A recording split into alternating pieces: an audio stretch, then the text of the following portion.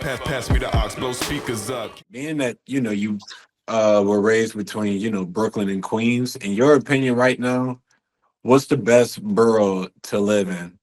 Like, from your opinion, what's the best borough for a newcomer to live in? Oh, wow. That's tough, man. Wow, I've never been asked that. Your opinion. I mean, like, and I don't mean No, like cost effect. I mean, like, just overall experience, well, community. I would say, because I only lived in Brooklyn for like 5 years of my life. I was Mhm. born and raised there. I moved to Queens, so I would have to say Queens, but I rep BK all day, but Queens, is a better place for me. That I think. I'm not gonna say it's less crime, but where I lived, it was less crime. The part of Queens, I lived in Laurelton, Queens, Right. 226th Street, representing. All Um, right. All right. Yes. Yeah. Yeah. Yeah. and that's where I really started blossoming with my music. So that's why I got to say Queens. I really started blossoming, with my music there and hitting it off, and LL Cool J, and all those characters, all those cats. Okay. All right. That and I wanted to get that question off. It just came to mind is because I was referencing one of the tracks that I heard off of the 10-piece mixtape that you had put out last year, In the Rain, where it sounded like you was giving a perspective of you reminiscing on the New York that you had pretty much grown up around, the neighborhoods that you had become accustomed to versus what it's become today. So it was, I just wanted to ask that is because it's like you definitely didn't hold your tongue in terms of saying clearly there's some things that's changed, night and day. So I'm curious to know, like, what's some of the elements that you would say has uh gone away from the New York City of today, or that people kind of don't see as much. Well, let me just say this. For that song, In the Rain, that was featuring my homegirl, TK, Mhm. Tequila Sean. And when we did that song just reminded me of, my mom, and, 'cause both of my parents are gone now. God rest their souls. But that reminded me of my mom, and TK kind of rapped. She went first. So she kind of rapped about DC and how DC had changed so much Right. from when she grew up. And I can definitely relate to that because, Queens, to answer your question, it's changed. It has changed. And it's like it was more of a community where everybody looked out for you. Like you knew if one of the parents saw me out and they knew I wasn't supposed to be outside, they'd tell my moms or my pops, you know what I'm saying? For sure. For sure. So it changed in that way. And I went there maybe a couple of years ago. Mhm. Because a friend of mine had a really good friend of mine had passed away, and but I used to visit her a lot, and it kind of changed. However, the part that I performed in was Brooklyn. And it's like when I went there, it was mind blowing. I got on the stage and people were talking, and so I was like, "Yo, 1 2 1 2," just testing the mic, and it's like Right. silence, and everybody was just looking at me, and I was like, "Yo, what's up, y'all?" Like I'm just mic checking. For And sure. so it was just crazy, man. It was just crazy, and so much love.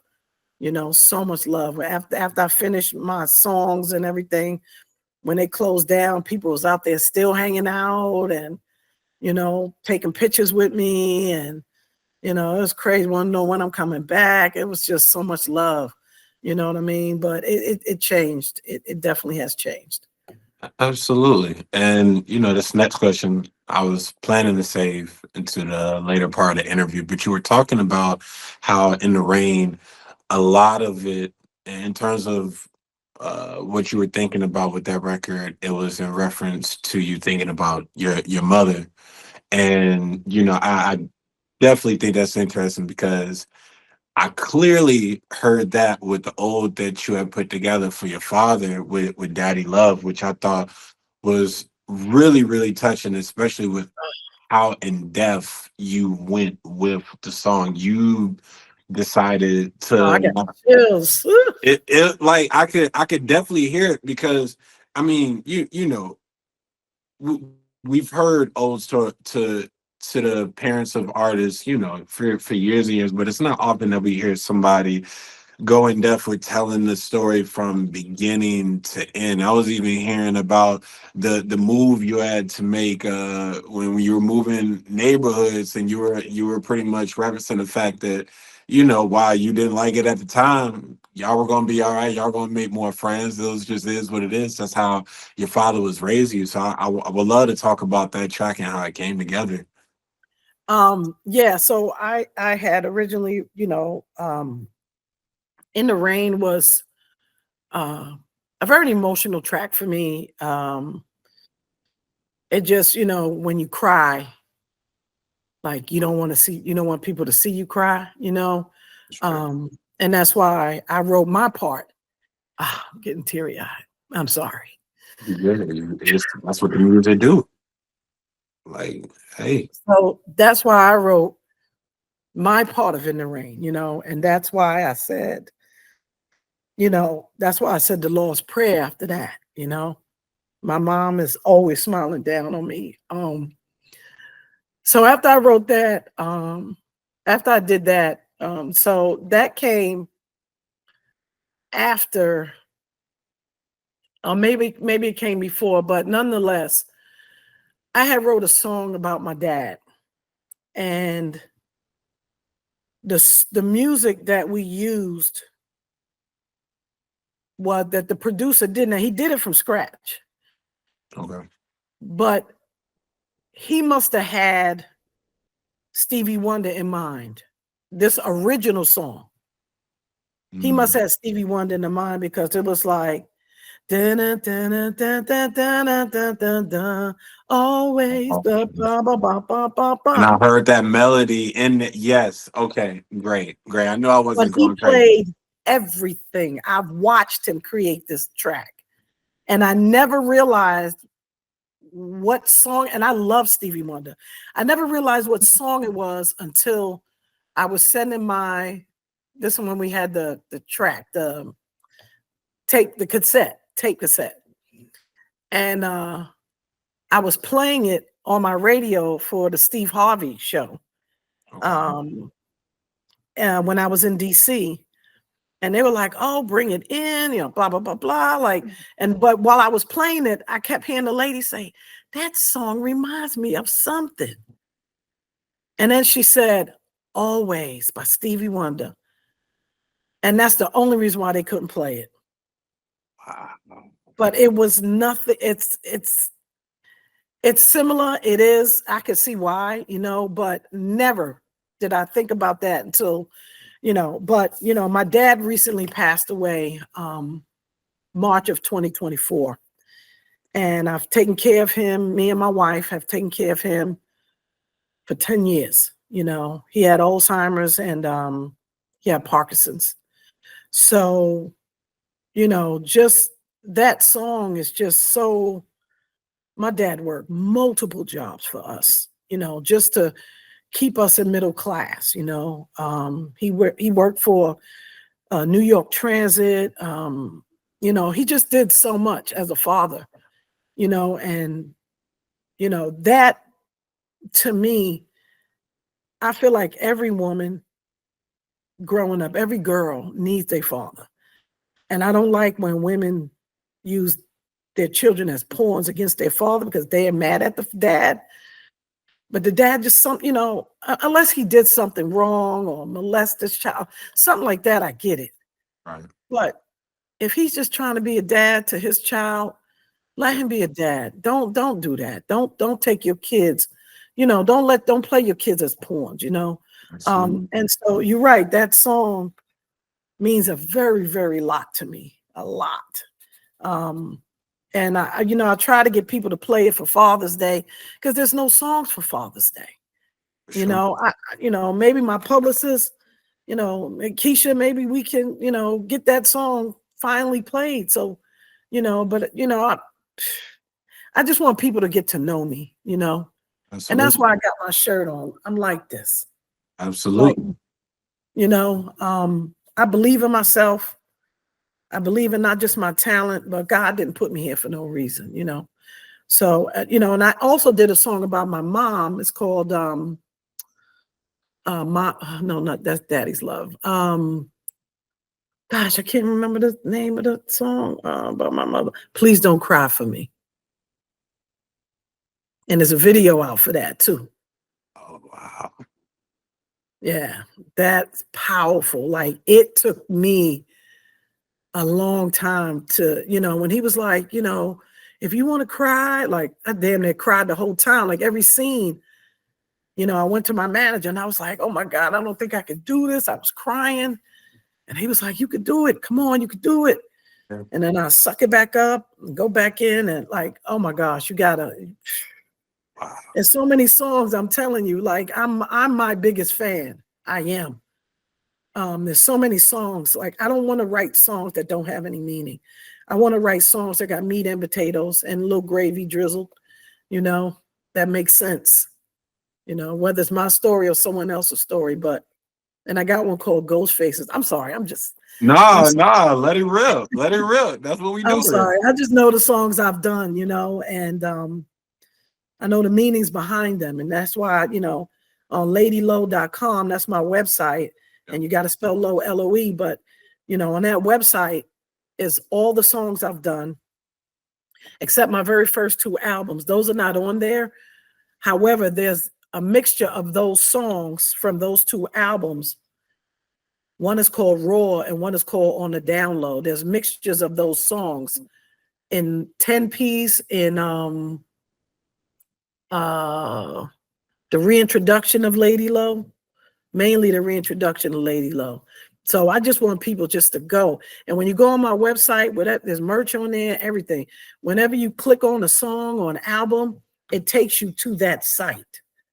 From my site, so it takes the traffic from my site and it transfers over and you can hear everything, I'm just saying. Nah. Look, and I can tell that, this is something that's very, very, very, passionate. Not just passionate, but meaningful to you. Like, even when I was getting into the name, like Lady Loe, which most people would look at the, artist moniker and just think to themselves that, the name just kind of just had a nice ring to it, or it was just something that stuck out to somebody. But if I'm not mistaken, the Loe part of your name is the acronym. So like the name for yourself has a deeper meaning, and I would love to get an explanation and an origin story behind Lady Loe. Mm-hmm. Absolutely. My real name is Lorraine, and so the L-O and then the E at the end, and and it also stands for Love of Earth Entertainment, because that's my label. Yeah. Okay. All right. And just to go deeper into the story part, when I was listening to tracks like the new recent joint that you put out, when I think it was Real DJ Spin's Blueprint project, you on Now or Never, talking about how it feels good to kind of like be able to transfer some of the energy that you may have felt like growing up within your childhood, and having a hard time to find that outlet for yourself, and being able to like really, really channel that energy and pour everything out into the booth. When you are hitting the booth, what are some of the emotions or kind of inspirations behind what you would say some of your best work is? Um, the music inspires me, the beat. And so once I hear that, it's like I'm very picky with my beats. I am super, super picky with my beats. I've And noticed that too. and I tell producers, don't take it personal. Please don't. This it's probably mad people. I mean, it's a good beat, but it ain't Lady Loe, and when I let Cool from Cool and Dre, he has this platform you can get on. So when I played the unit, the song The Unit, Right. he kind of lost his mind. And he was like beating around. Like, I mean, they had hundreds of people, viewers, watching this live. And that right there. And then he called me. He said, I remind him of the female version of Busta Rhymes. And I was just, I've never heard that before. But Ever. I can see it. I can see it because your tone when you come on to a song is not just aggressive, but it's really commanding. And when you think about a Busta Rhymes song, whenever he came onto a track, he was able to command it no matter how grand or how over the top the beat was. When you heard Busta's voice come on, everybody paid attention. And that's the same effect I get from you. So Oh I can see gosh, that. thank you. Yeah. God bless. But when I get in the booth, I just want to tear it down. I just want to tear it down. But it's so crazy when you you can hear the aggression and it's so funny because that's like I'm really a nice person. Well, I'm shy, I'm a pushover, but when I hear people say that, it's like sometimes I have to listen to those aggressive songs like Now or Never. That song is not even out. It's not. It was on I can't even think of the website right now. But it was on a mixtape website. That album was on a mixtape website, and Spin said he needed 2 songs that were not out to put on his mixtape. Got And it. that's where Okay. Now and Never came from. I mean, that album is crazy. Like Now and Never is like I got beat rock on that. It's like it's crazy. So okay. All right. So that makes sense because I've noticed that you and Real DJ Spins have been working pretty closely within like the last year. You having those 2 solo tracks on his project, but him hosting the 10-piece mixtape that came out at the end of last year. How has uh the chemistry and the working relationship being able to grow between you two, and how has it stood out in comparison to a lot of the other ones you've had within your career? He's mentored me a lot. He showed me so much. No matter how old I am, I tell people you still got to be open to learning.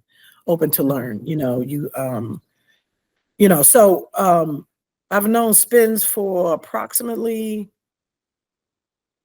a little bit over 5 years, maybe 5, 6 years. And I went on tour with him. I've been on 4 tours. I loved it. I love living out the bag. I love dragging my little suitcase, going to my hotel room, meeting the people I'm opening up for, which was Young Breed from Maybach Music Group and Gunplay and and all them, and and they just embrace me like even when if I post something, Breed, Young Nook, Young Nook is with Clover G's little Flips label. They still embrace me, Right. because they know I'm real, and I'm not going to say I don't get starstruck, but I don't get starstruck because they're human beings too. I just treat them how I want to be treated. You know what I mean? I don't be trying to bum rush them and taking pictures and all. That's just not me. that's just not me. You know, if I want to take a picture, I'd be like, you know, I pull them to the side, be like, hey, can we take a picture real quick? Like, yeah, yeah, yeah. And we snap a picture. You know, that's it. I don't every minute, you know, when we was out there in front of hundreds of people when we was touring, you know, that just wasn't me, you know, and I had to walk with the entourage, of course. I was a part of that. And because I was one of the opening acts. And you know, I seen people like, oh, you know, see us walking in and everything. And, you know, I just didn't feel like, you know, I needed a bodyguard to, you know, if someone wanted to talk to me or ask me a question or something. That's just how I felt. You know, we did have bodyguards in here, but, you know, I just, you know, I just want people to treat me like a human being and, you know, don't be disrespectful. And whether you like my music or not, you know, that's on you. But, you know.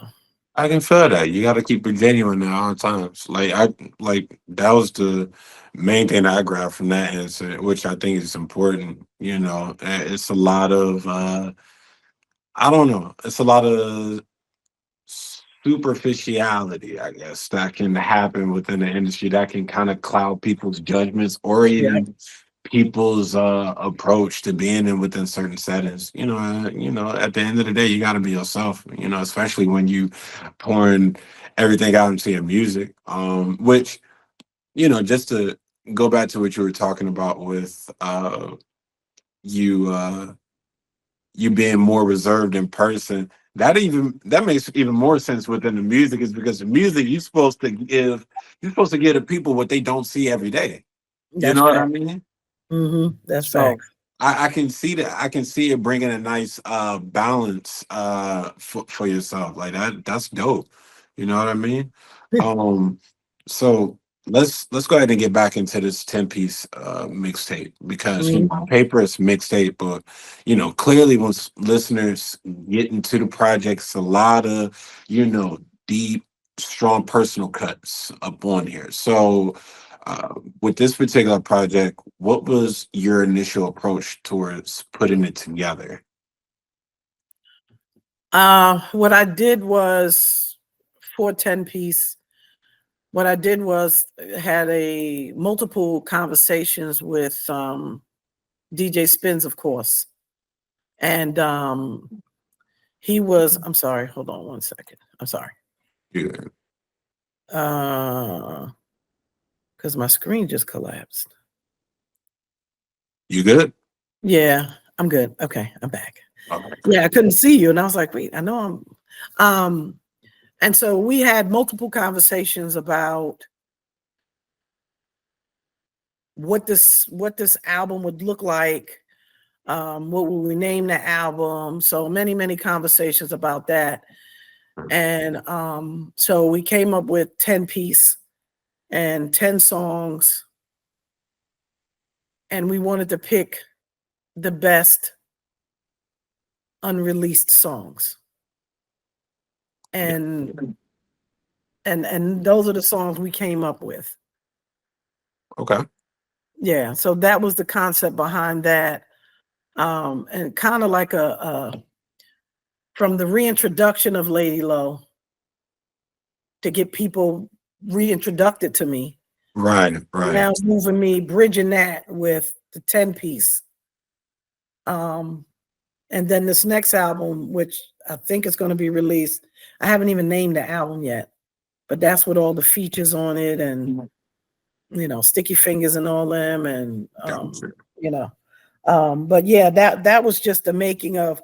It was going to be that bridge where, you know, you got to know me now again. Right. Now, bow, we hitting you with these songs, and it's like, holy shit! And then it's the boom, it's the explosion. Got you. Like, in case you forgot, I'm coming back with I got you. I got you. My man, exactly. All right, I can rock with it. So we don't have a name for the forthcoming album just yet, but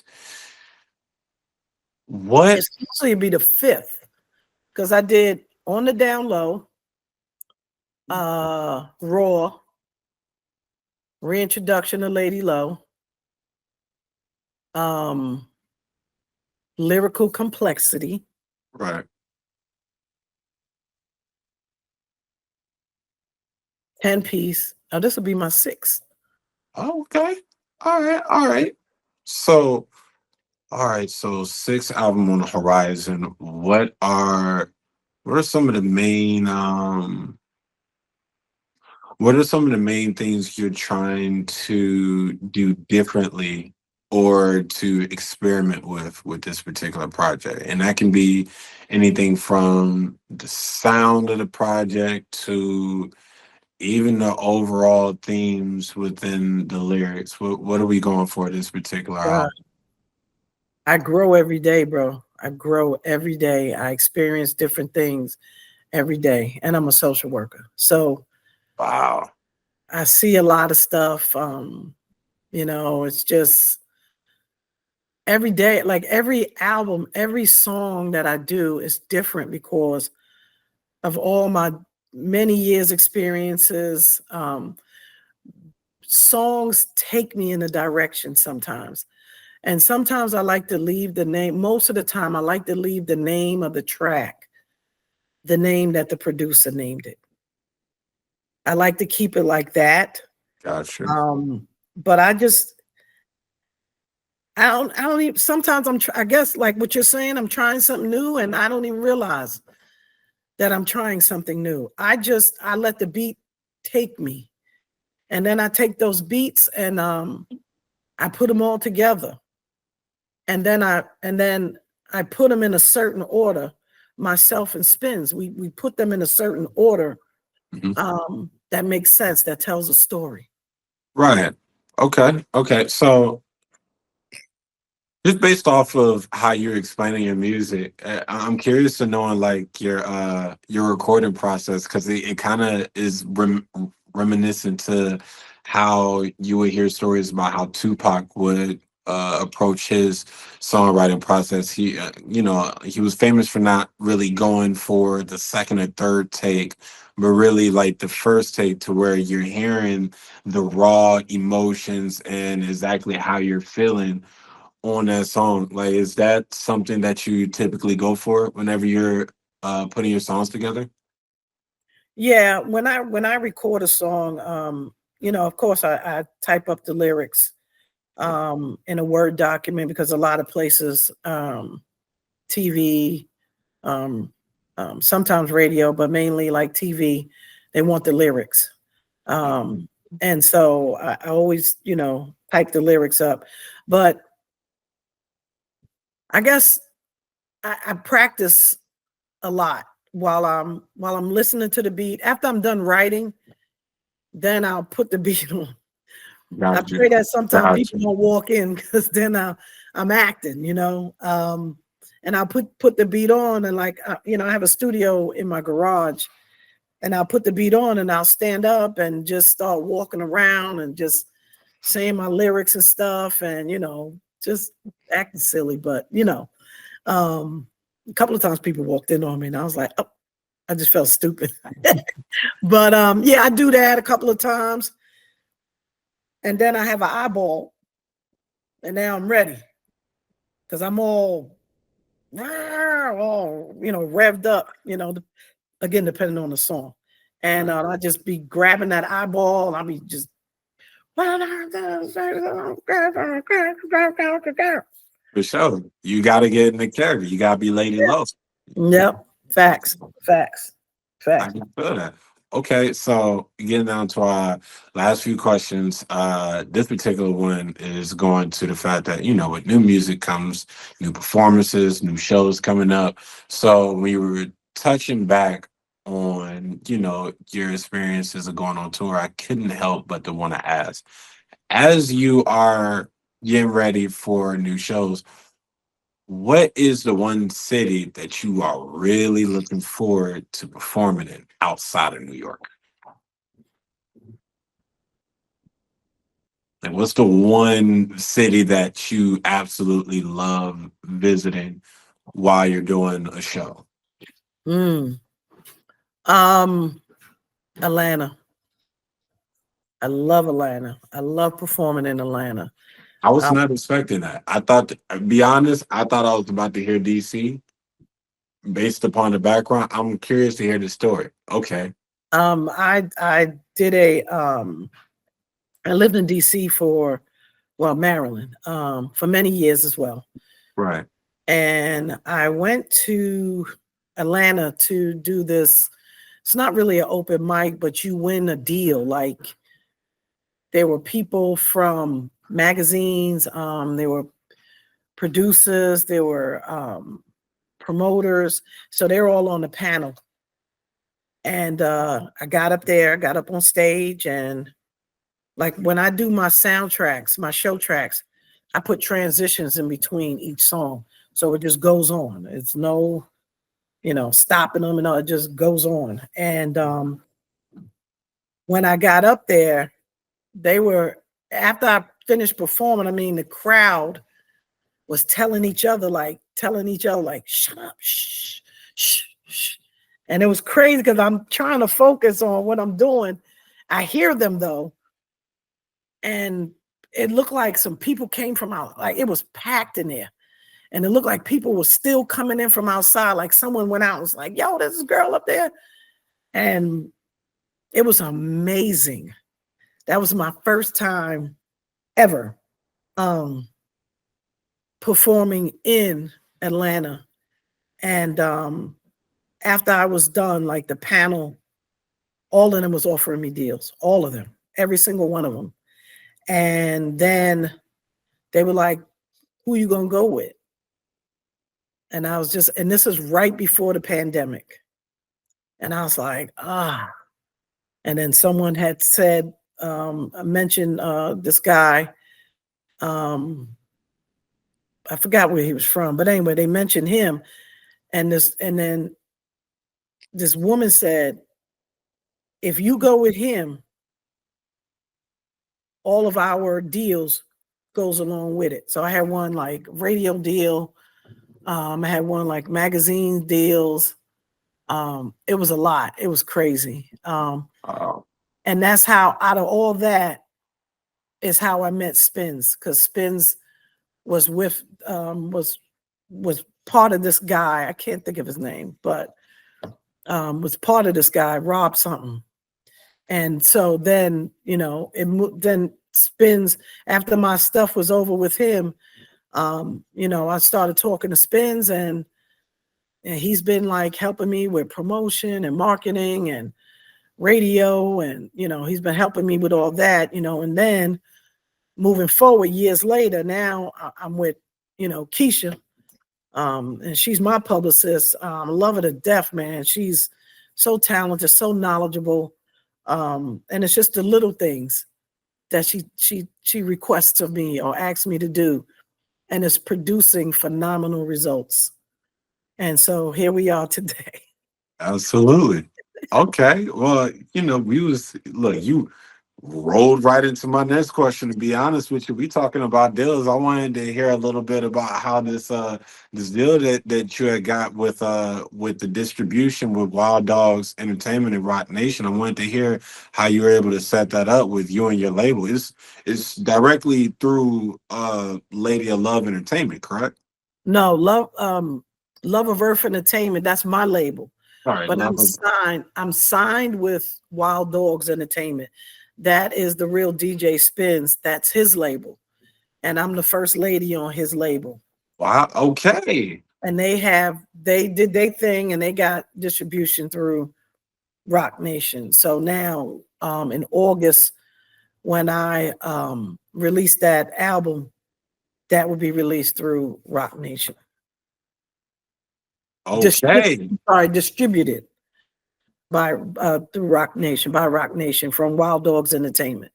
Sure. And it doesn't have to be a particular reason, but I'm always interested in hearing the reasons why artists are going for certain deals these days, especially with the amount of knowledge that's out there now.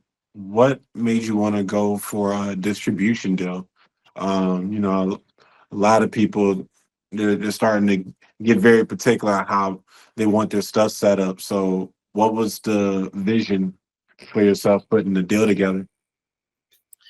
Well, I wanted to sign with a there's a lot of independent labels that have major distribution. Yeah. And they're considered, I guess, major independent labels. Well, when I signed with Wild Dogs Entertainment, I believe in Spins, I really do. I believe in him. And I know he believes in me because he wouldn't be rocking with me and vice versa. And he's always told me his dreams. He's always told me how he's going to build this label up, and everything he said he's doing. I've never performed at South by Southwest until 2 years ago. And it was amazing. It was amazing. And so he's helped me cross off so much on my bucket list, that I had to be loyal. That I'm a very loyal person. And as long as you don't cross me and you keep doing right by me, I'm gonna stick by your side. And I signed with his label. And he got Rock Nation distributing his label stuff. So my album is going to be released through his label. Right.